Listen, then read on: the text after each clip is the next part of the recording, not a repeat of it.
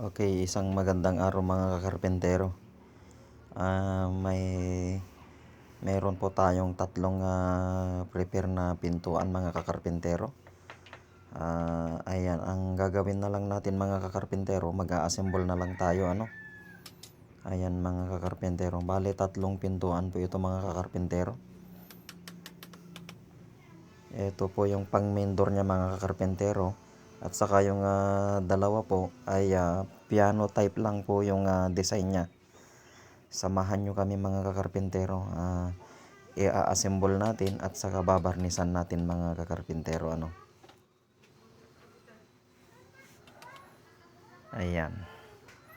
Ang ginagawa namin mga kakarpentero ay linalagyan lang namin ng epoxy yung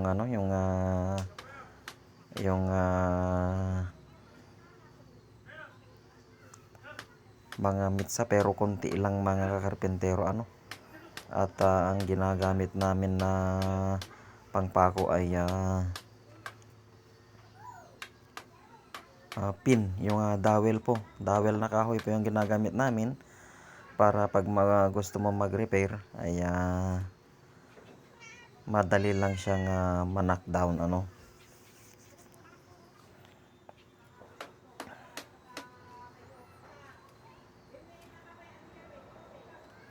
Samahan nyo kami mga kakarpentero hanggang sa matapos.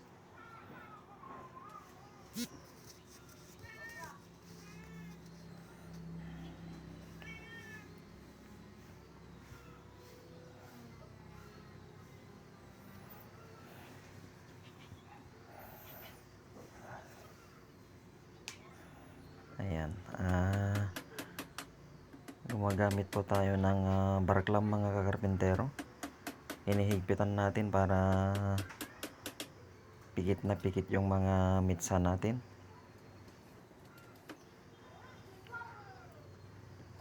Tapos pag na-assemble na natin, patutuyuin natin yung epoxy niya mga kakarpentero. Tapos magbabarnis tayo.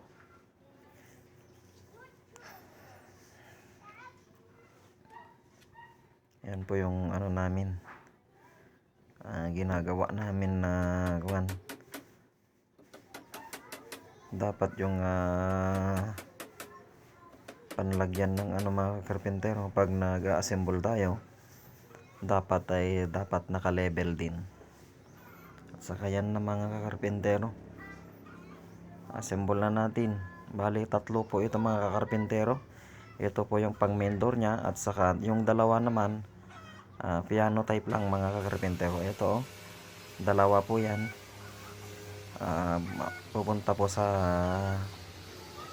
bedroom yung mga yan mga kakarpentero. Ayan, magsasander tayo at magbabarnis. Ito po pala yung mga kakarpentero, dowel na sinasabi ko, pin. Yan po yung ginagamit namin na pampako sa pintuan para pag anytime na masira o magre-rebarnis ka, madali lang nakalasin. Kasi kahoy lang po yung pako natin mga kakarpentero. Madali lang na kalasin yung pintuan pag nasira man o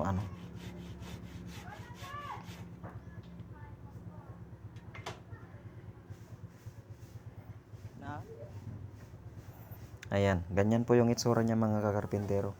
Yung gagamitin natin na pin, dowel pin po yan mga kakarpentero.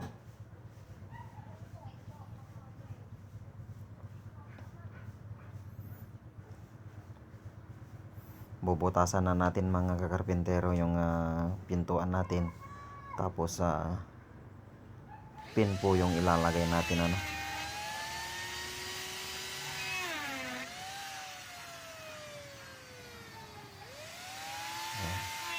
Router po pala yung pinangbubutas natin mga kakarpentero.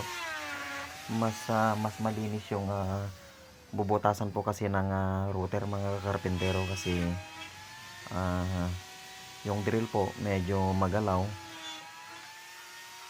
Kaya ang ginagamit natin, pwede naman pangbutas yung router, yan na lang ang ginagamit namin kasi hindi siya nabibiyak kasi yung drill mga karpentero, pag masyadong malakas yung ano niya, yung pagka drill ng bit, may time po na masisibak yung kahoy, kaya ginagamit na namin ay router po.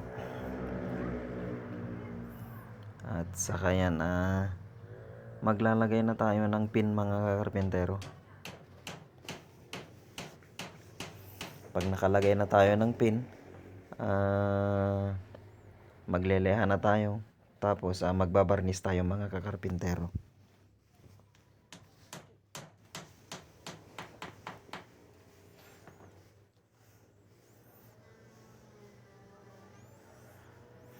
Bale, ganyan po yung ginagamit namin na pangpako mga kakarpentero.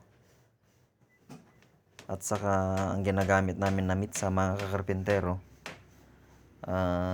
true and true mortise po yung ginagamit namin, at para mas matibay.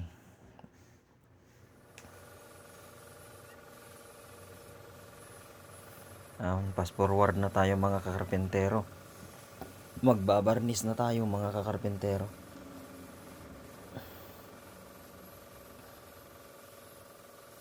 Bali, 3 pintuan ito mga kakarpentero. 2 kwarto at ito ay pang main door mga kakarpentero.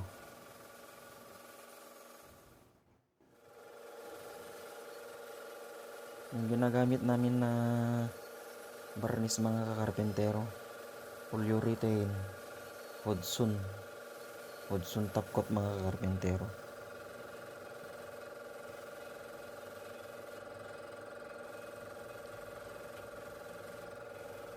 Malapit nang matapos mga kakarpentero.